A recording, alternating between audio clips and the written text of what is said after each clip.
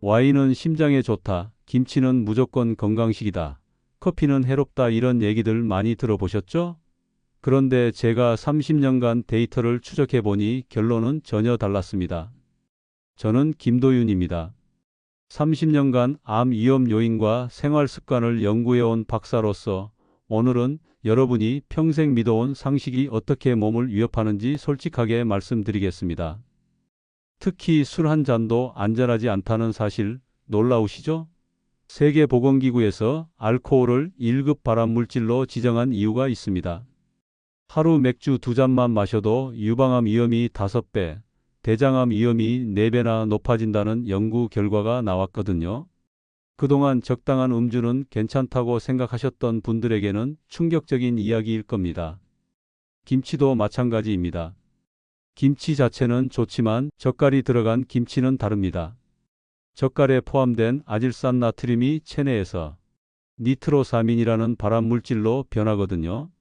실제로 젓갈이 들어간 김치에서 니트로사민 수치가 상승한다는 연구 결과도 확인됐습니다.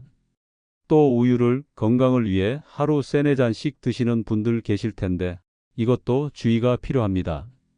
여성의 경우 하루 3잔 이상 섭취하면 난소암 위험이 증가한다는 연구가 있어요.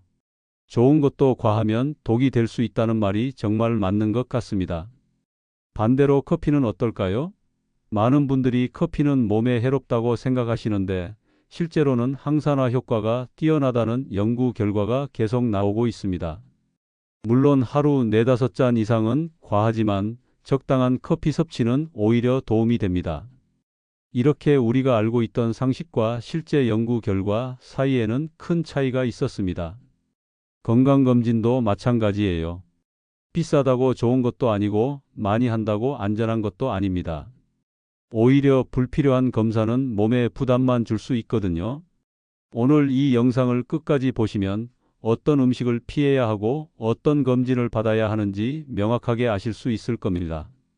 30년간 연구하면서 확인한 정확한 정보만 전해드리겠습니다. 이런 잘못된 상식 또 뭐가 있을까요? 제 가까운 지인 중 67세의 이정호님 이야기를 해보겠습니다. 이정호님은 평소에 와인이 심장에 좋다는 얘기를 믿고 하루 1-2잔씩 꾸준히 드셨어요. 건강을 생각해서 하는 일이라고 생각하셨던 거죠. 그런데 작년 건강검진에서 간 수치가 높아지고 대장 용종이 발견되면서 크게 놀라셨습니다. 이정호님은 술을 조금이라도 마시는 게 괜찮다고 믿었는데 그게 오히려 독이 된 거였어요. 특히 이정호님은 술을 마시면 얼굴이 빨갛게 되시는 체질이었는데 이런 분들은 알코올 분해 능력이 떨어져서 암 위험이 더 높아집니다. 그동안 몰랐던 사실이었죠. 다행히 저와 상담을 하시면서 생활 습관을 바꾸기로 결심하셨어요. 술을 완전히 끊고 대신 포도주스나 포도 자체를 드시기 시작했습니다. 처음에는 습관을 바꾸기 어려워하셨지만 몇 개월 지나니까 몸 상태가 점점 회복되더라고요. 간 수치도 정상으로 돌아오고 대장 용종도 더 이상 생기지 않았습니다. 이정호님처럼 작은 변화만으로도 몸은 충분히 달라질 수 있어요. 하지만 많은 분들이 잘못된 상식 때문에 건강을 해치고 계십니다. 오늘 이 영상에서 말씀드릴 내용은 여러분의 건강관리 방식을 완전히 바꿀 수 있는 중요한 지혜입니다. 혹시 아직 구독과 좋아요를 누르지 않으셨다면 지금 바로 눌러주세요. 이 채널은 여러분의 건강한 노년을 응원합니다. 이런 중요한 정보를 더 많은 분들이 알 수 있도록 구독과 좋아요로 응원해 주시면 정말 감사하겠습니다. 끝까지 보시면 왜 지금 당장 여러분의 작은 습관을 바꿔야 하는지 분명하게 깨닫게 되실 겁니다. 마지막에 나올 건강검진 선택법을 모르시면 지금까지의 노력이 의미 없어질 수 있어요. 뒤에 나올 필수 검진 방법을 놓치시면 정말 후회하실 거예요. 이 이야기를 끝까지 듣고 실천하셔야만 진정한 변화를 경험할 수 있습니다. 이정호님처럼 여러분의 식습관을 바꾸는 작은 실천만으로도 충분히 일어날 수 있는 일이죠. 그래서 이제는 우리 일상에서 암과 직접 연결되는 음식들을 하나씩 짚어보겠습니다. 먼저 술 이야기부터 해보겠습니다. 많은 분들이 하루 한 잔 정도는 괜찮다고 생각하시는데 안타깝게도 단 한 잔도 안전하지 않습니다. 세계보건기구에서 알코올을 1급 발암물질로 지정한 이유가 있어요. 하루 맥주 2잔만 마셔도 유방암 위험이 5배, 대장암 위험이 4배나 높아진다는 연구 결과가 나왔거든요. 제가 상담했던 59세의 이영호님은 매일 소주 한 잔은 괜찮다고 생각하시면서 꾸준히 드셨는데 결국 대장암 초기 진단을 받으셨어요. 다행히 조기 발견이어서 수술로 완치되셨지만 그때 정말 후회를 많이 하셨죠. 금주가 최선이지만 그래도 완전히 피하기 어려우시다면 적어도 횟수를 점점 줄여나가시기 바랍니다. 특히 술을 마시면 얼굴이 빨개지는 체질이신 분들은 더욱 주의하셔야 해요. 이런 분들은 알코올 분해 능력이 떨어져서 암 위험이 더 높아집니다. 여러분은 술을 얼마나 줄이실 수 있을까요? 두 번째로 가공육과 햄 이야기를 해보겠습니다. 소시지, 햄, 베이컨 같은 가공육들이 분홍빛을 띠는 이유는 아질산염이라는 첨가물 때문이에요. 이 아질산염이 체내에서 니트로사민이라는 발암물질로 변합니다. 하루 50g만 섭취해도 대장암 위험이 18%나 상승한다는 연구 결과가 있어요. 71세의 최은자님은 아침마다 소시지를 구워서 드시는 게 습관이었는데 어느 날 위험이 심해지고 대장 용종도 발견되셨어요. 가공육을 완전히 끊기는 어려우시겠지만 드실 때는 기름에 굽지 마시고 삶아서 조리하시면 발암물질이 줄어듭니다. 그리고 섭취 횟수를 점점 줄여나가시는 게 좋겠어요. 특히 기름에 굽는 방식이 가장 해롭다는 점 꼭 기억해 주세요. 햄이나 소시지 얼마나 자주 드시나요? 세 번째는 아이스크림입니다. 달콤하지만 사실 암세포의 밥이라고 할 수 있어요.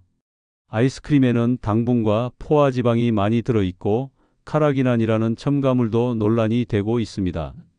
꾸준히 섭취하면 만성염증을 일으키고 대장암 위험을 증가시킨다는 연구가 있어요. 65세의 박정혜님은 더운 여름마다 아이스크림을 자주 드셨는데 건강검진에서 당뇨 전 단계 진단과 함께 대장 용종이 발견되셨어요. 아이스크림 대신 과일, 요거트나 얼린 바나나 같은 자연스러운 단맛을 드시면 훨씬 안전합니다. 차갑다고 해서 달콤함이 가려질 뿐 실제 당 분량은 매우 높다는 점 꼭 기억하세요. 아이스크림 대신 어떤 간식을 드실 수 있을까요? 네 번째는 젓갈입니다. 짭짤한 맛이 좋지만 발암 논란이 있어요. 젓갈에 들어있는 아질산, 나트륨이 체내에서 니트로사민으로 변하거든요. 실제로 젓갈이 들어간 김치에서 니트로사민 수치가 상승한다는 연구 결과도 확인됐습니다. 74세의 김영호님은 명란젓을 매일 드시는 게 습관이었는데 위축성 위염 진단을 받으셨어요. 젓갈을 완전히 피하기는 어려우시겠지만 가끔 소량만 사용하시는 게 좋겠습니다. 특히 상온에서 발효한 김치는 더 위험하니까 냉장고에서 보관하신 김치를 드세요. 젓갈을 빼고 김치 담가 보신 적 있으신가요? 다섯 번째는 우유와 유제품입니다. 우유 자체가 나쁜 건 아니지만 과하면 여성암 위험이 있어요. 우유에 들어있는 성분이 여성 호르몬과 유사한 작용을 해서 난소암이나 유방암과 관련이 있다는 연구가 있습니다. 하루 3잔 이상 섭취하는 여성의 경우 난소암 위험이 증가한다는 보고도 있어요. 55세의 이지은님은 건강을 위해서 매일 우유를 4잔씩 드셨는데 나중에 유방암 진단을 받으셨어요. 물론 우유만이 원인은 아니겠지만 과잉 섭취가 문제였을 가능성이 높습니다. 하루 한두 잔 이내로 드시면 오히려 칼슘과 단백질 공급에 도움이 되니까 적정량만 지키시면 됩니다.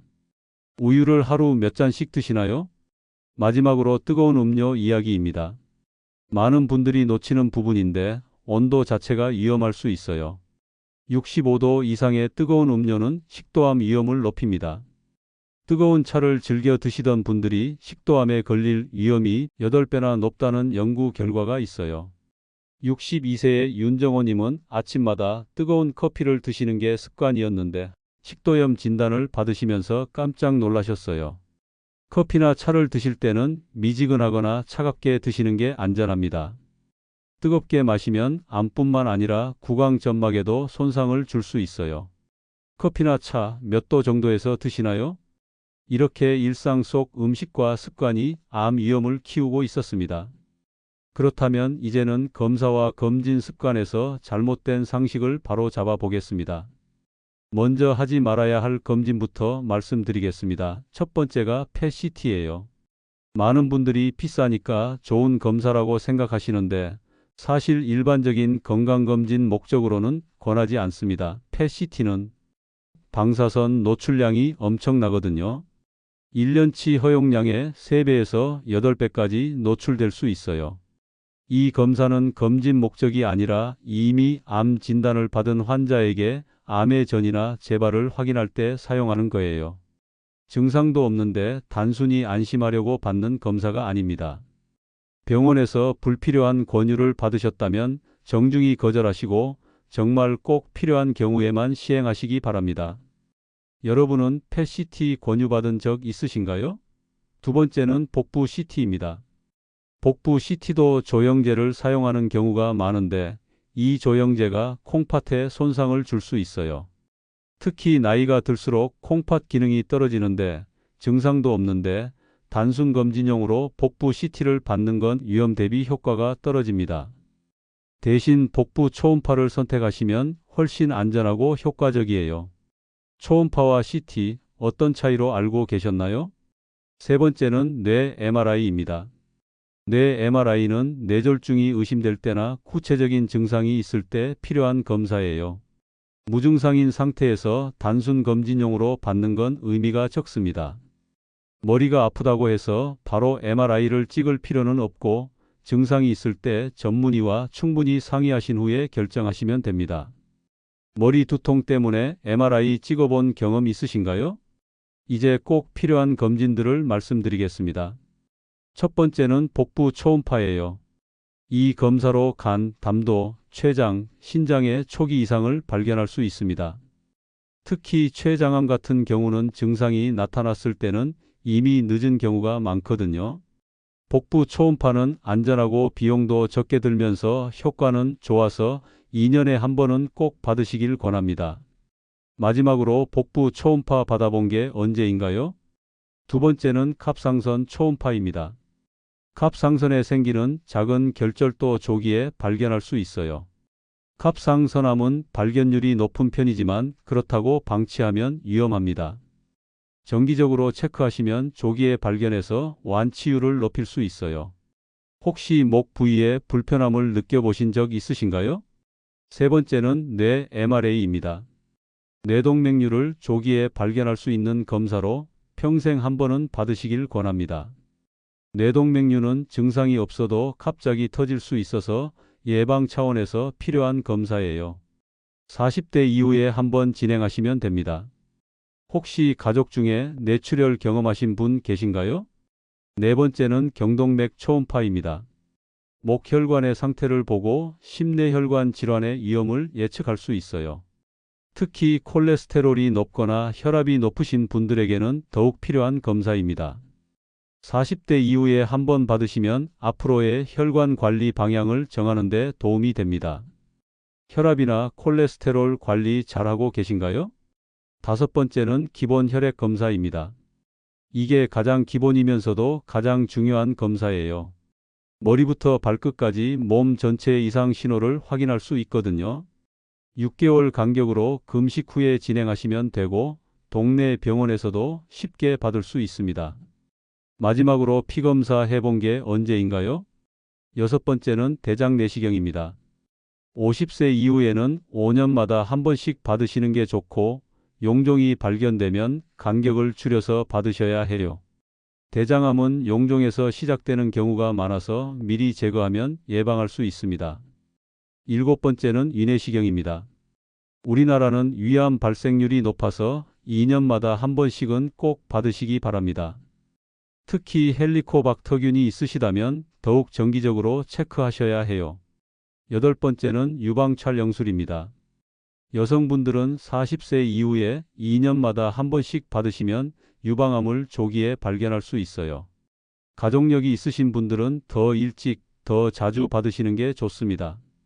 이렇게 불필요한 검사는 줄이고 꼭 필요한 검진만 챙기면 돈도 아끼고 몸도 지킬 수 있습니다.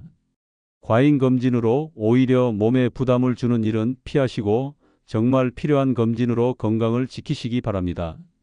이제 마지막으로 오늘 이야기를 정리해 드리겠습니다. 오늘은 우리가 흔히 믿던 잘못된 상식을 바로잡았습니다. 와인은 몸에 좋다. 김치는 무조건 건강식이다. 커피는 해롭다. 이런 말들은 절반만 맞고 절반은 틀린 이야기였어요. 30년간 연구하면서 확인한 결과 실제로는 전혀 달랐습니다. 술의 경우 단 한 잔도 안전하지 않다는 게 과학적 사실이에요. 하루 맥주 2잔만으로도 유방암 위험이 5배, 대장암 위험이 4배나 높아집니다. 가공육도 마찬가지로 하루 50g만 섭취해도 대장암 위험이 18% 상승해요. 아이스크림 같은 단 음식은 만성 염증을 일으키고 젓갈은 니트로사민이라는 발암 물질을 만들어냅니다. 우유도 과하면 여성암 위험이 있고 뜨거운 음료는 그 온도 자체가 식도암 위험을 높입니다. 반대로 커피는 오히려 항산화 효과가 뛰어나다는 연구 결과가 계속 나오고 있어요. 적당한 섭취는 오히려 도움이 됩니다. 이렇게 우리가 알고 있던 상식과 실제는 많이 달랐죠. 건강검진도 마찬가지입니다. 비싸다고 좋은 것도 아니고 많이 한다고 안전한 것도 아니에요. 펫CT나 복부 CT 같은 과잉 검사는 방사선 노출과 조영제 부작용으로 오히려 몸에 부담만 줍니다. 반면 복부 초음파, 갑상선 초음파, 뇌 MRA, 경동맥 초음파, 기본 혈액 검사 같은 검진은 조기 발견에 큰 힘이 되죠. 잘못 관리하면 건강을 해치면서 돈까지 낭비하게 됩니다. 불필요한 검사에 수백만 원을 쓰면서도 정작 필요한 검진은 놓치는 경우가 많아요. 또 몸에 좋다고 생각하며 먹던 음식이 오히려 암 위험을 키우고 있을 수도 있고요. 제대로 관리하면 작은 비용으로 생명을 지킬 수 있습니다. 필수 검진만 제때 받아도 대부분의 암을 조기에 발견할 수 있어요. 음식도 조금만 신경 쓰면 암 위험을 크게 줄일 수 있고요. 특히 술을 끊고 가공육을 줄이고 뜨거운 음식을 피하는 것만으로도 큰 변화를 만들 수 있습니다. 오늘 당장 실천할 수 있는 한 가지는 본인 나이에 맞는 필수 검진 일정을 잡는 것입니다. 복부 초음파나 갑상선 초음파는 2년에 한 번, 대장 내시경은 5년에 한 번, 이내시경은 2년에 한 번 이런 식으로 계획을 세워보세요. 달력에 미리 표시해 두시면 놓치지 않고 받을 수 있을 거예요. 또 하나는 오늘부터 술을 줄이는 겁니다. 완전히 끊기 어려우시다면 주 3회에서 주 2회로, 주 2회에서 주 1회로 점점 줄여나가시면 됩니다. 작은 변화가 쌓이면 큰 결과를 만들어내요. 다음 영상에서는 암을 예방하는 음식 조리법과 대체 식품을 구체적으로 정리해 드리겠습니다. 가공육 대신 어떤 단백질을 섭취하면 좋은지, 아이스크림 대신 어떤 간식을 즐기면 되는지, 술 대신 어떤 음료를 마시면 좋은지 실용적인 정보를 준비하고 있어요. 오늘 내용이 도움이 되셨다면 구독과 좋아요 꼭 눌러주시고 주변 분들에게도 공유해 주세요. 여러분은 오늘 내용 중 가장 놀라웠던 점이 무엇인가요? 댓글로 남겨주시면 다음 영상에서 더 자세히 다뤄보겠습니다.